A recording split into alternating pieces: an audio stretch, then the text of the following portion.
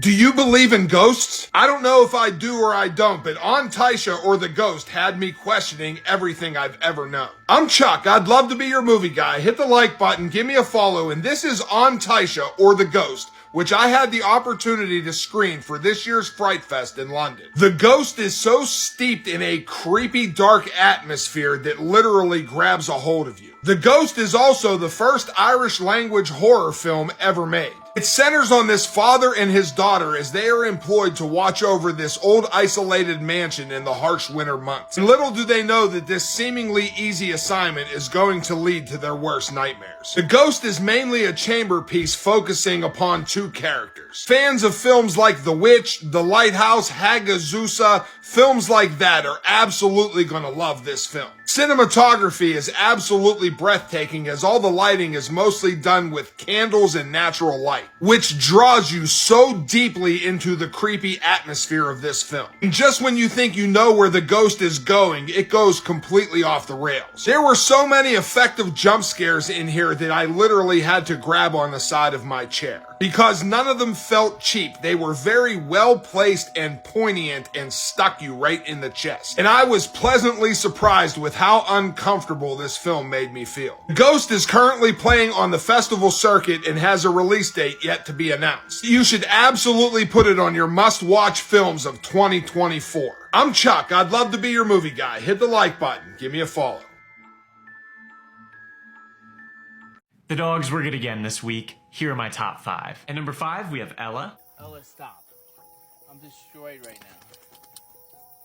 Oh, no, Ella, you have to stop now. You're gonna learn. Maybe say sit? No, it's not. At number 4, we have Cody. According to a tweet by his human, he's been blind with cataracts for the last 4 years. But after an earthquake earlier this month, the cataract shifted to the bottom of his eye and he can kind of see again. He's been living his best life on recent walks. He went right up to trees he usually can't see and peed on them. He also hasn't run into a wall since the earthquake. Not a vet, don't know what's going on, but very happy for Cody. At number 3, we have a dog on a balcony in Poland who convinces strangers below to play fetch with him. That's just a bit awful.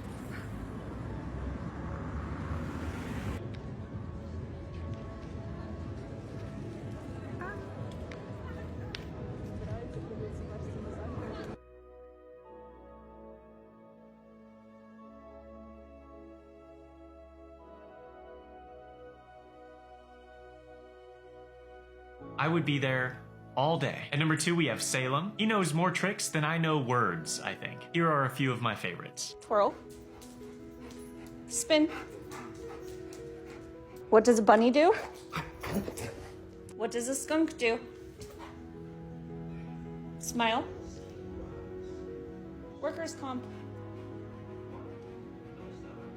Before we get to our number 1 dog of the week, a reminder that we're partnered with The Farmer's Dog and can give you 60% off your dog's first order through the link in our bio. The Farmer's Dog makes fresh, lightly cooked dog food, pre-portioned for your dog's specific needs, and delivered right to your door. All their recipes are complete and balanced and human grade, meaning they're made to the industry's highest safety and quality standards. Their mission is for dogs to live longer, and who doesn't want that? If you've been wanting to try The Farmer's Dog for your dog, or I just convinced you to, head to the link in our bio for 60% off. Our number 1 dog of the week is Rio. He was the dog of Dutch Olympic swimmer Sharon van Roendaal. Rio passed away in May after complications from lung surgery. My world stopped when he died, and I didn't want to swim actually for 3 weeks, and I had a lot of stress in my body and like vomiting, lost 3 kilos, and I wanted to swim one more Olympics for him.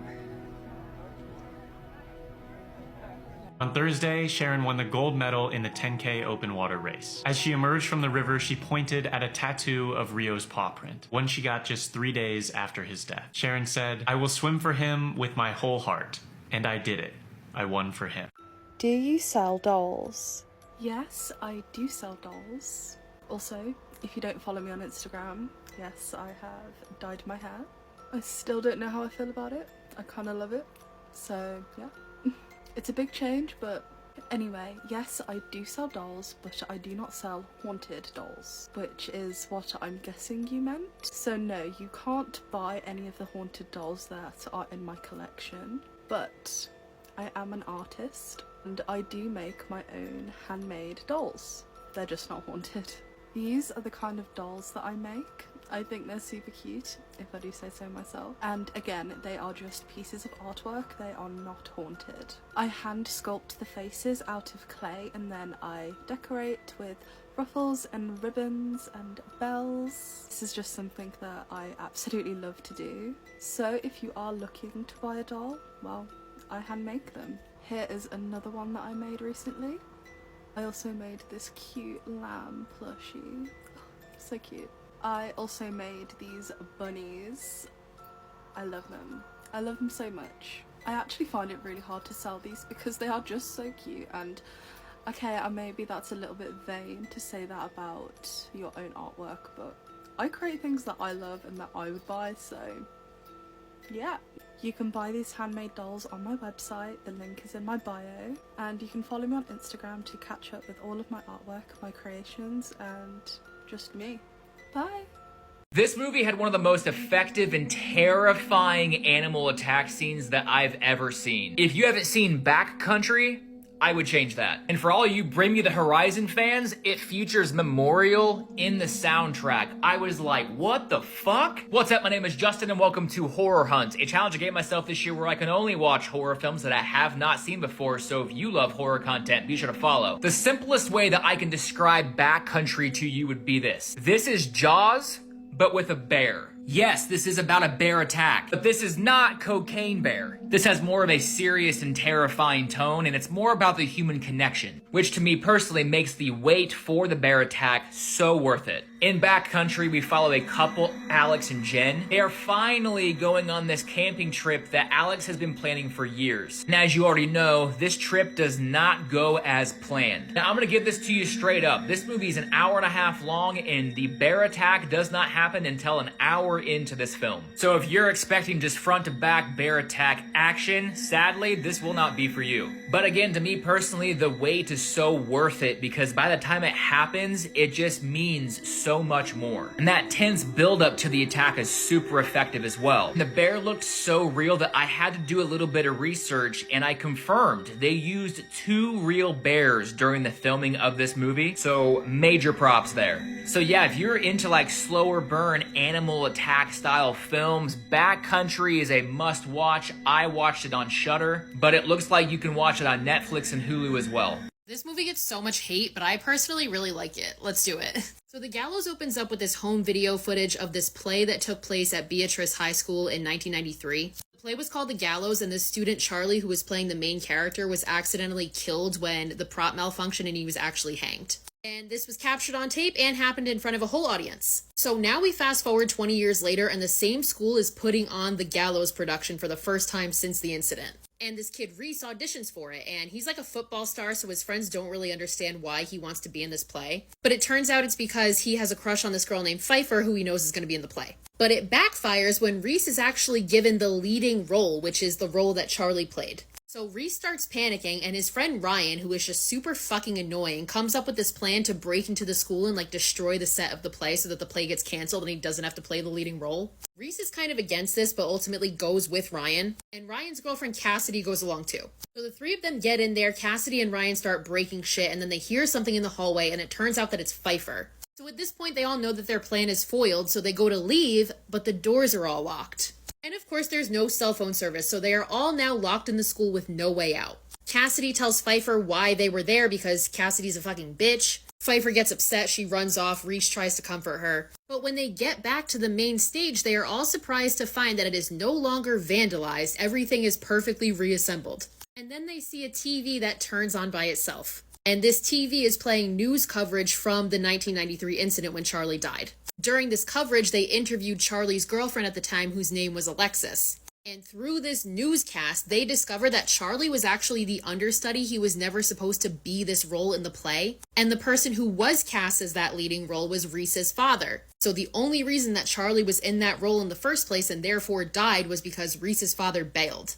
Somehow the group ends up getting separated and they all start to see this weird shit and hear noises. Ryan finds this secret room where he sees like a body hanging in it. And Cassidy is picked up by an unseen force, and when she comes back down, they see that there are like rope burns around her neck. So they continue to try and get out, and when they get back to the main stage, Pfeiffer points out that there is like an air duct. So Ryan decides to climb this ladder to try and reach the air duct to see if he can crawl through it, but he is thrown off the ladder by an unseen force and breaks his leg. So Reese and Pfeiffer tell Cassidy to stay with Ryan. They're gonna go try and get help or something to help his leg. But she doesn't fucking listen and she runs out after them and the door slams, leaving Ryan in there by himself. When the three of them finally get back in there, Ryan is gone and they only find his phone. Ryan sees this shadow of a figure of this guy with a bag over his head holding a noose, and he's supposed to be one of the characters in the play. He's the hangman, and that's the character that Charlie was originally going to play.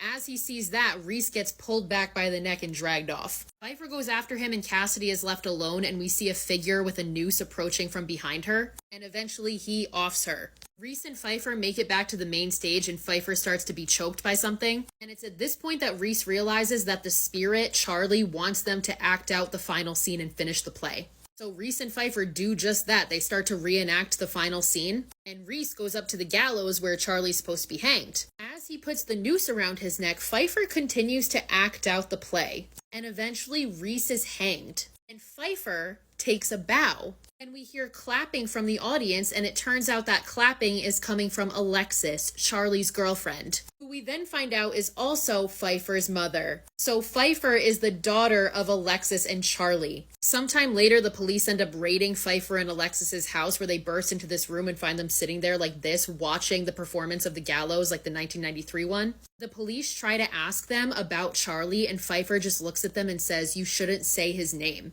The cop looks back to see his partner being dragged off by a noose, and then the cop turns and is attacked by Charlie, which unfortunately just ends with a cheesy jump scare that looks like this, and then the movie cuts to black. I think this is actually from the second one. I could not find any image of the one from the first one, probably because it's so bad. Jujutsu Kaisen chapter 268 spoilers, Noata is dead again. I'm done. I am literally done. Sukuna literally just caught the nail, flicked it back, and ended her. You're probably wondering how do we have the leak so early? Somebody got into Geiga Akutami's office and got this panel and ran away with it. I am not joking you. Okay, I'm joking you. This is a fan-made panel. But honestly, I know that we only have 4 chapters left at this point, but to be honest, bro, like, I know Noata just came back, but like, I wouldn't even be surprised if Geiga Akutami pulled something like this. We know that he is the ultimate troll with trolling his fans, and Noata is dead again in 268. Bro, it's not as unlikely as it seems. Like, would it be pretty much unessential for the plot? Because, yeah, maybe she weakened Sukuna a little bit, but it would kind of be pointless. But then again, like, Geiga Akutami has introduced characters with kind of pointless reintroductions anyways. There are so many characters that have fought Sukuna that have literally done nothing, so would it be surprising for Noata to also do that? But if this does happen, bro, I'm literally gonna cry. Who is it? Me. Who's me? Your son. Aren't you at your friend's sleepover?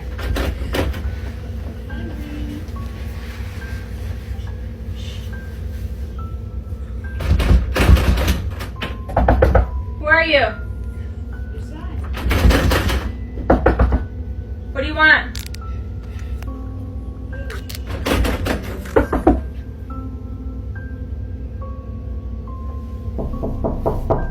There's food in the microwave. Eat it.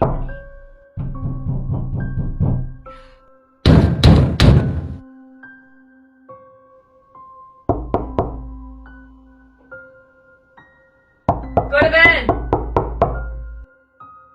No.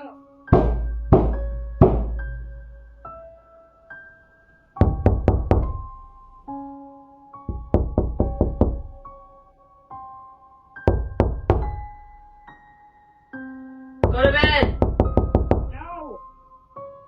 The global elites may have been caught covering up ancient sites that mainstream archaeology can't explain. Göbekli Tepe was first discovered in Turkey in 1963 and was initially glanced over as just another historic site. It wasn't until 1994 that archaeologist Klaus Schmidt confirmed its true age. 11,600 years old. That's made in 9600 BC, possibly the oldest megalithic site on Earth. Over 7,000 years older than the earliest pyramid in Egypt, the Step Pyramid of Djoser. In 1997, just 45 kilometers east of Göbekli, another site they called Karahan Tepe was uncovered, possibly being even 2,000 years older than the first. And many people don't mention this, but these are just the ages of when they were buried. Their real time of construction could be even earlier than that. Because Göbekli Tepe is huge, at around 22 acres or 12 soccer fields, yet only 5% of the entire site has been excavated, even though excavation started almost 30 years ago in 1995. The entire site is comprised of about 20 circular stone enclosures, only 6 of which have been dug up and not even fully at that, along with over 200 extremely sophisticated pillars up to 20 feet tall and 10 tons each, and only 72 have been unearthed. Some of these intricate pillars also have a very familiar handbag etched into them, one that is seen in historic artifacts around the world. Except the designs in these pillars aren't your regular carvings. There are 3D modelings of animals and other scenes on each pillar, and just take a moment to understand what it really means to be 3D. So, when you have a piece of stone, the easiest and most natural way to etch a drawing into it is to carve into the stone, right? These were carved around the stone, chipping layers away to shape a 3D object that pops out of the stone, just the most difficult and impressive way to carve anything possible. The amount of coordination for this alone, never mind the rest of this site, would have clearly been that of a civilization far more advanced than what was around at the time, which is why it was such a groundbreaking discovery. The oldest known civilization had always been the Sumerians, or a related people, around 4000 BC. This was from 9600 BC, a whole 5,500 years earlier, during which time common history tells us only hunter-gatherers, cavemen roamed the earth in smaller tribes. There's no way Neolithic hunter-gatherers who spent all their time, well, hunting and gathering would have ever had time for something like this. It's always been a well-documented fact that hunter-gatherers just don't build intricate megalithic monuments that would take years or decades to complete. It wasn't until farming and animal husbandry were widely adopted, around 4000 BC, that human settlements grew and people had more free time to work on these epic projects. Their official explanation of Göbekli Tepe? Oh, we must have been wrong about hunter-gatherers, so I guess they're the ones that made them. Really. In reality, we really have no idea who built it or how, with archaeologists pointing out that it also appears to have been intentionally buried, saying it was due to natural landslides even though the site is located on top of a hill. Now, everything that we've uncovered still only makes up 5% of the entire site. Oh, and this 5% was reported back in 2008. Surely we've made more progress by now. Nope, this article from 2023 confirms we are still at 5% for at least 16 years and counting. A little off to the side of the main area, they dug up these super interesting, perfectly square grid enclosures. And even more ground-penetrating radar scans of the area confirms that the remaining 95% of the site is still mainly underground. Surely, this is an archaeologist's wet dream, the most interesting site on Earth. We must be rushing to get it excavated by now. This part right here is where it gets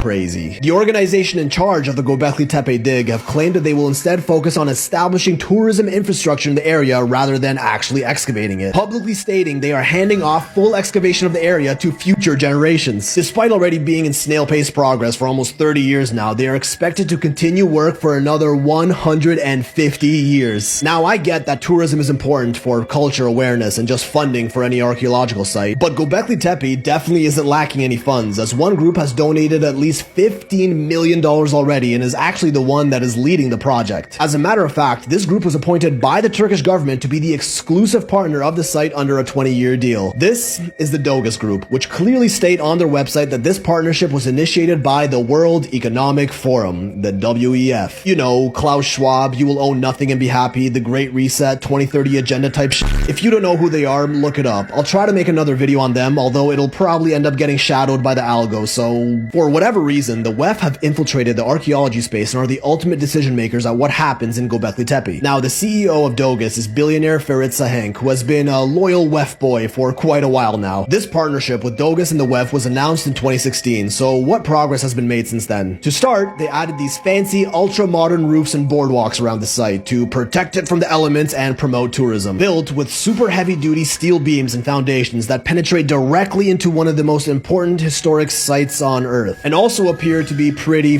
permanent, literally getting in the way of excavating the site further as it's sitting right on top of unexcavated areas, which we know from our radar scans there is much more to see under these. Why on earth would you stick these massive steel foundations and boardwalks into a delicate historic site you're claiming to excavate, damaging it in the process? But oh, that's just the tip, which I do not like. Almost an entire kilometer of walkways and fully paved roads were added to the undug areas on top of the ruins, pouring concrete directly onto the site with plans on replacing some of the wooden walkways highways with more paved roads. Does any of this seem like temporary tourism awareness to you? And look at this aerial view. Rows of trees planted on the site on top of areas that are highly suspected to have more underneath as per radar scans. The same view from 2004, a whole 10 years after excavations began, shows no trees, almost like they intentionally planted them afterwards. Tree growth has been shown to damage man-made structures, so is this any way to be treating the most important ancient site in the world? We're not even allowed to touch Stonehenge anymore, yet they're pouring concrete, planting trees, and sticking long steel foundations into Göbekli Tepe? If they really wanted to excavate it, isn't this just making the job 10 times harder? Professional archaeologists like this fine lady went there and confirmed herself as a professional that they are, in fact, destroying the site, to which the Turkish government denies all allegations, even outright lying, saying concrete was never used.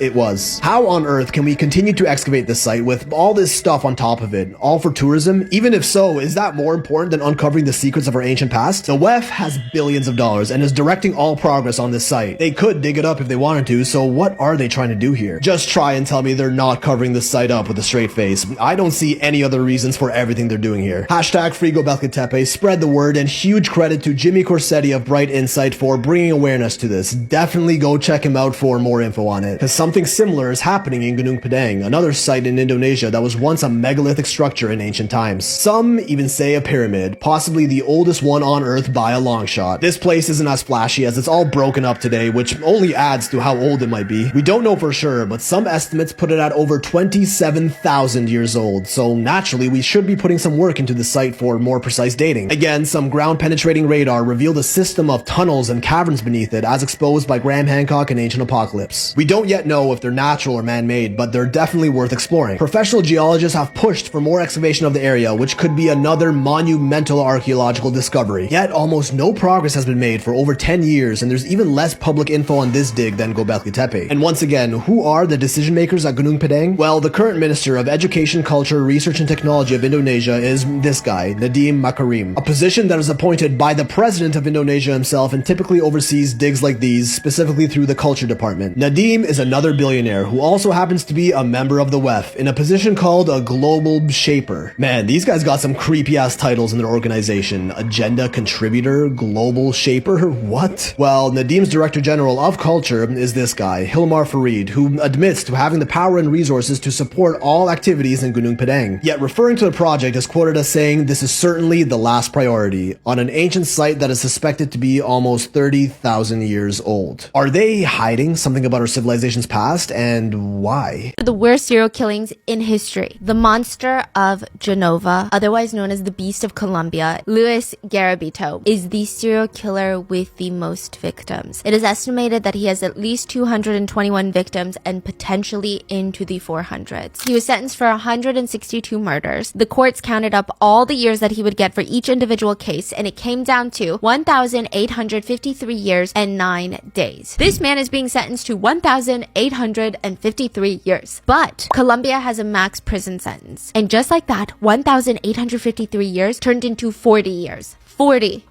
for the worst serial killings in history, where he kidnapped hundreds of children, tortured them, dismembered them, disemboweled them, assaulted them, decapitated them. 40 years. But people are like, okay, let's have some hope, because Colombian prisons are notorious for being harsh. And Luis was sentenced to the maximum security prison in Colombia, probably one of the worst in the entire country. Nobody was safe. And while he's in here, Luis, people thought maybe he's gonna get killed in prison. I mean, a lot of people were hopeful that would be the cause because they didn't want him out in 40 years, that's for sure, right? So a lot of people were hopeful, but he was treated kind of like a king. He got his own isolated cell because this is such a high profile case. The guards were scared that if he was murdered, their jobs would be on the line. So he had like his own personal bodyguard the whole time. He also stated he thinks that he should be able to get out of prison because it's just not fair. You know, he's learned his lessons. Yo no violé ninguna víctima, no me considero un violador. ¿Sí me entiende? Cometí los homicidios.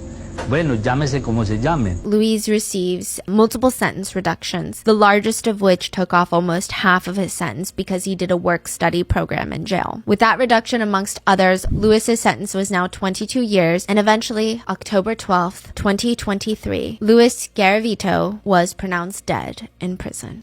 What? He had leukemia and a very aggressive form of eye cancer, which a lot of people believe to be karma because he had bad eyesight. He gouged out the victim's eyes, and now he he was dead from eye cancer. Didn't find Longlegs very scary? Well, that's okay, but I'm gonna tell you why I find it terrifying. We all know about David Berkowitz. We also all know about Richard Ramirez, the Night Stalker. I'm Chuck. I'd love to be your movie guy. Hit the like button, give me a follow, and did you know about Donald Zoller? In 1986, Donald Zoller was a childhood friend of mine who was convicted to 3 life sentences for brutally murdering 3 elderly people across the street from my childhood home. Donald was only 14 years old and he was extorting the old man for money to cut the grass and do chores around his home. He would receive payments and figure the elderly people forgot about them, then go back and ask for more money until the old man caught on. Explanation of what he did to these people is so brutally disgusting that I am not going to go into detail. This was just not a killing, but it was a brutal massacre. When law enforcement found Zoller at the back of his home with his hands and wrists sliced, and when he stood trial for these brutal murders, he blamed it on the music that he was listening to and horror movies and the devil. And the night before the murders, he was my babysitter for me and my sister. I'll never forget when my dad got home and when he told me the events of what happened. It has stuck with me my entire life. Because when my father got home, he found Donald on the 2nd floor of my home peeking into my sister's bedroom. He said that he was just checking to see if everything was okay. But my father also noticed that there was a crack in my door as well. When he went home, we all woke up the next morning to the front of our neighbor's house drenched in blood. Cop cars up and down the street, forensics teams, and the coroner on the scene. It was one of the most brutal triple homicides that the city of Pittsburgh has ever seen. That's why I found the element of what Longlegs is about so terrifying. I think the way they depict the supernatural element is just so the viewer can have something tangible to hold on to. There are people running around that exist that are just like Longlegs. They are manipulative and they are willing to kill for what they believe in, even if it is the devil. And to me, that's more terrifying than anything Hollywood could muster up for a script. And the fact that every single one of us has walked down a street, been in a building, been at the mall, and walked past somebody that is Longlegs. That is frightening. I'm Chuck. I'd love to be your movie guy. Hit the like button. Give me a follow.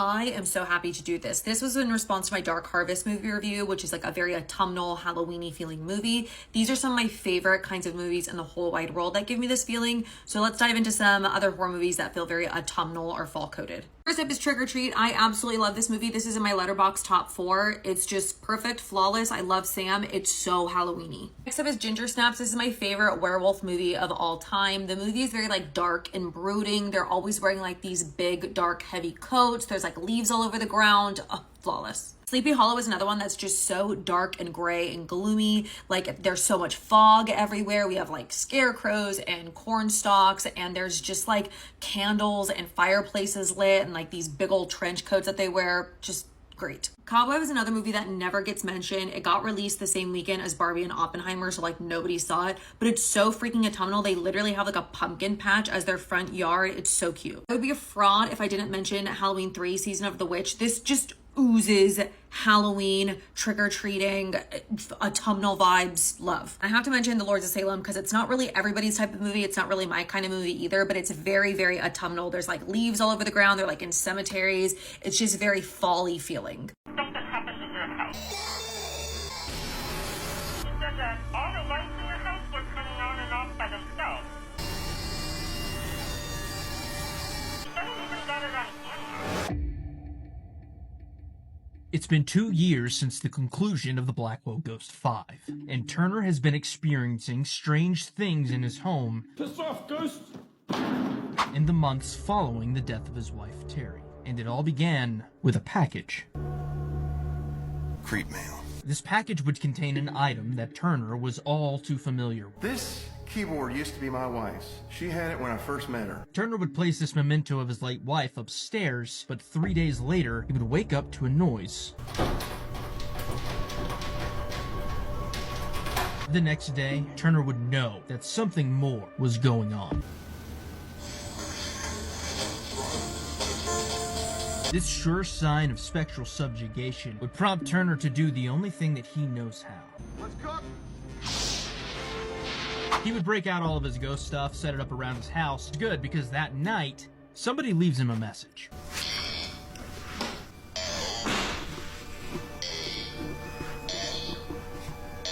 While trying to make sense of that night, Turner had purchased the Lightfoot house. Spending the first night in his new Florida vacation home, he gets some disturbing news from his mom. All the lights in the house were turning on and off by themselves. 2 weeks after the spooky scary light show, the paranormal activity escalates. Turner is led down to the kitchen where he finds silverware all over the floor, but he has no idea what's happening in his kids' room. He was about to find out, though.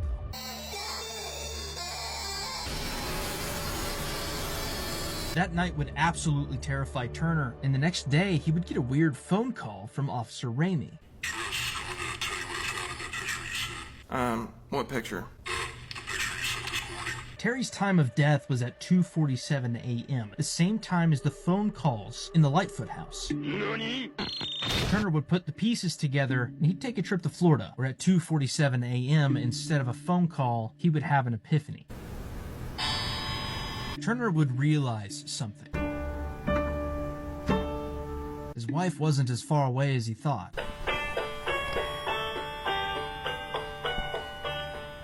And every now and again, they could still share a moment together.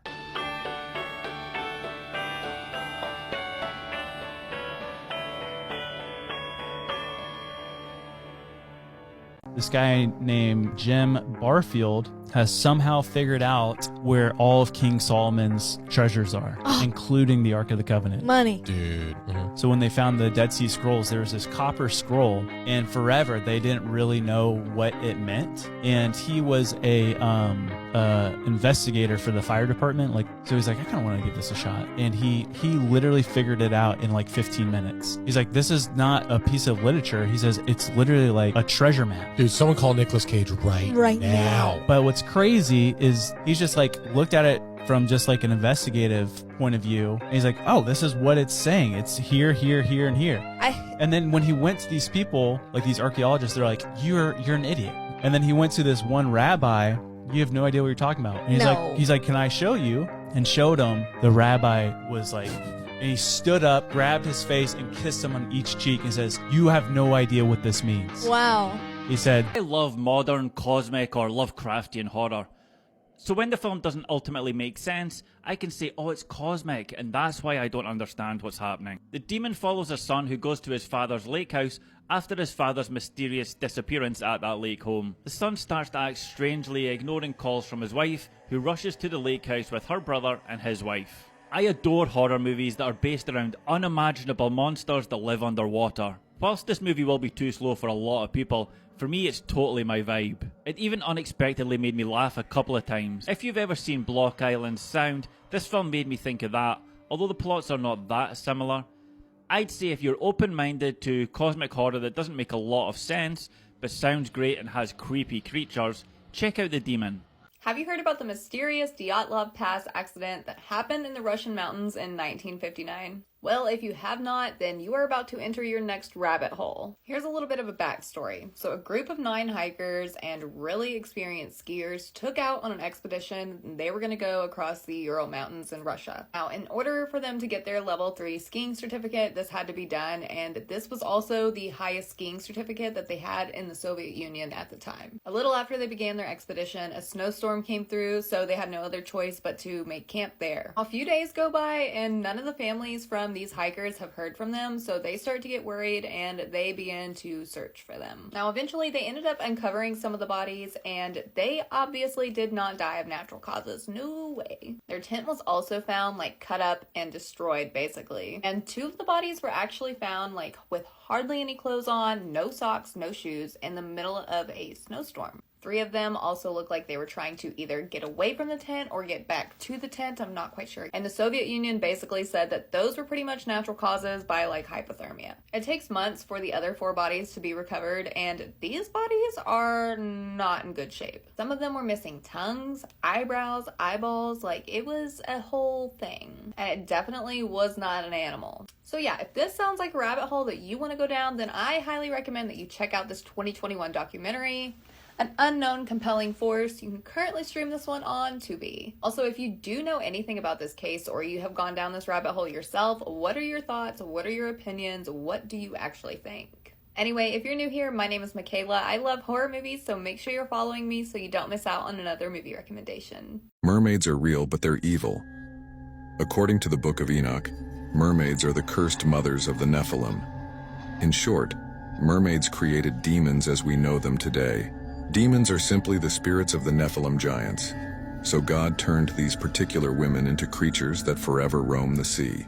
Her body was found on school campus, and the last person to see her was her boyfriend. Lesbos Sodio was born on January 7, 1995 in Ciudad de Mexico to her mother Araceli and to her father Lesbi. She was an only child, so she had a really close and beautiful bond with her parents. Lesbi was very hardworking, she was very independent, and she was always very eager to learn new things. She dreamed of traveling the world, so she actually learned English, Italian, French, and Catalan in order to prepare for her future travels. A few years passed, and at the age of 22, she began a romantic relationship with 29-year-old Jorge Luis Gonzalez Hernandez. Now, this guy has a very complicated background. Jorge did have a criminal record, and he was actually terminated from his job in the custodial department at UNAM, which is a university in Mexico. So he was fired from the university, but because his dad continued to work there, he was able to get his son his position back, so he was rehired in the custodial department despite having a criminal record. Now, Jorge was not a good boyfriend. He was very toxic and very controlling. He would just make up all these different scenarios in his head, so he would accuse Lesbi of wanting to leave him, of cheating on him, of speaking to other guys, of doing things behind his back. He even made her give him all of her social media passwords, that way he could control all of her messages and see who she was talking to. If she went out with her friends or even with her family, Jorge would follow her and spy on her. Various friends have come forward saying that there was different occasions where they had witnessed Jorge be physically and verbally abusive towards Lesbi. The relationship unfortunately just got so bad that Lesbi became isolated from her friends and from her family. When they did see her, they would see bruises on her and they would ask her about those bruises, but she would just brush them off. May 2nd, 2017, Jorge, Lesbi, and her dog decided to go to campus to meet up with their mutual friend named Carlos. They all got together, they were drinking, they were just hanging out there until about 4 o'clock in the morning. If you guys are familiar with UNAM, then you know that it's like a very big campus. It's kind of like its own little community, so no one really noticed that they were hanging out and drinking at 4 o'clock in the morning because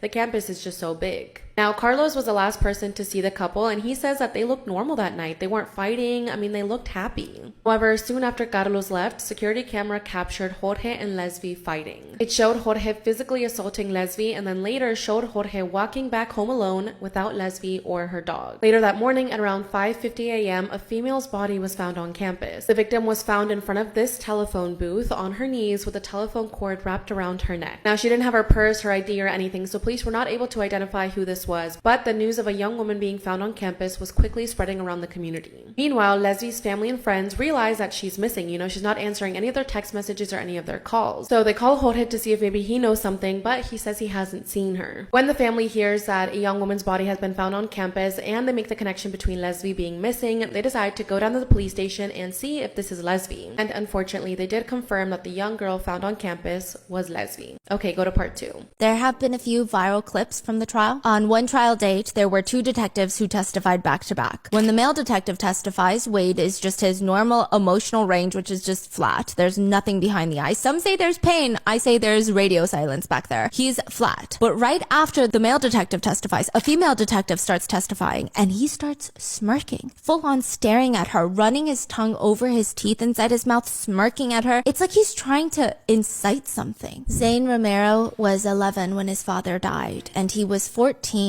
when his mother Diane was murdered. Wade Wilson orphaned a child. Now in court, Zayn is 19. I mean, he's barely an adult, but he's somehow brave enough to stand in front of his mother's killer. He tells the court, "My name is Zayn Romero. I'm a 19-year-old college student going for my bachelor's in graphic design. I am Diane Ruiz's youngest child. I was 14 when she passed.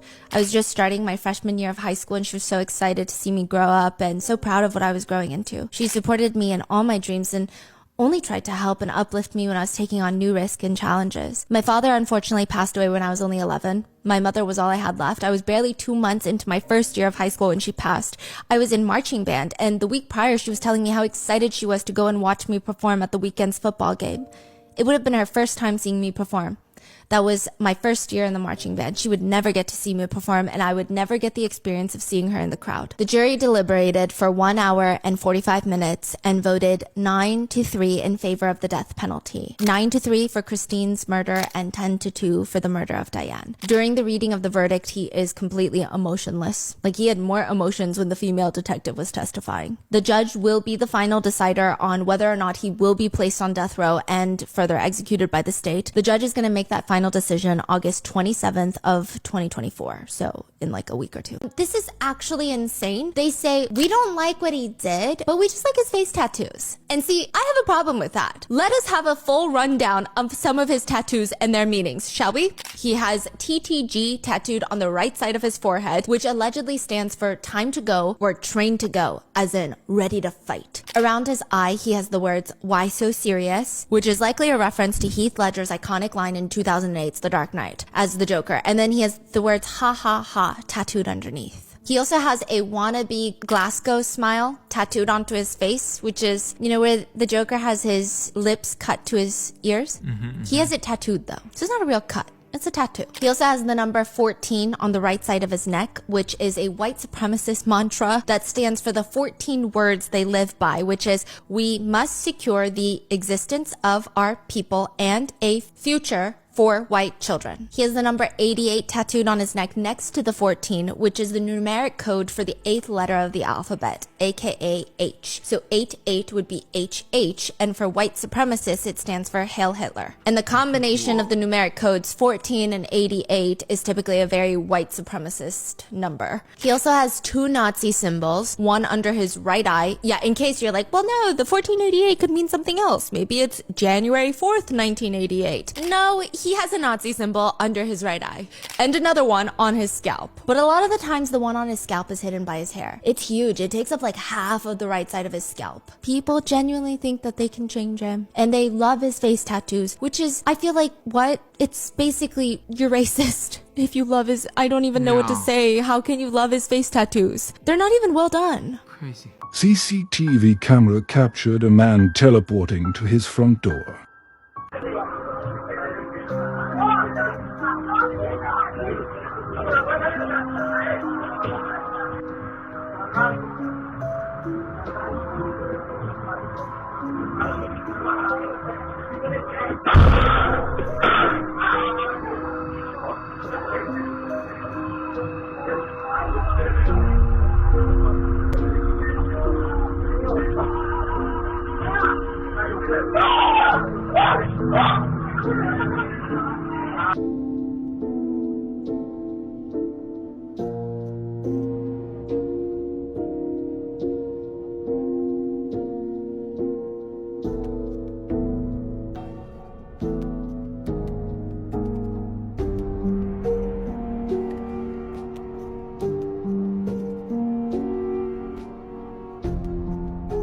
One of the main actresses of Mask Girl. Her name is Ko Hyun-jung, and we're gonna call her June. But her whole thing, she's such a fascinating character, okay? And she's like more my mom's age. So when I was asking my mom about her, she's like, you don't know the story behind June Go? When she was at her height, you don't understand. So I looked into it. Yeah, I didn't understand how big she was. She's massive. Every single movie or K-drama she was in was a massive hit. She's actually the main lead of probably, to this day, what a lot of South Koreans believe is the pinnacle of Korean movie making. The best movie ever made in Korea because it was such an iconic movie. She was the lead in that. She won basically the Korean version of an Oscars for that movie. And then right after winning that, when she is at the height, the prime of her career, everybody loves her. Everybody wants her to endorse a skincare brand, go sign with like a designer brand, make some clothes, do everything. We love you. We want you everywhere. You are mother. For the next 10 years, this famous A-list movie actress, she just vanishes.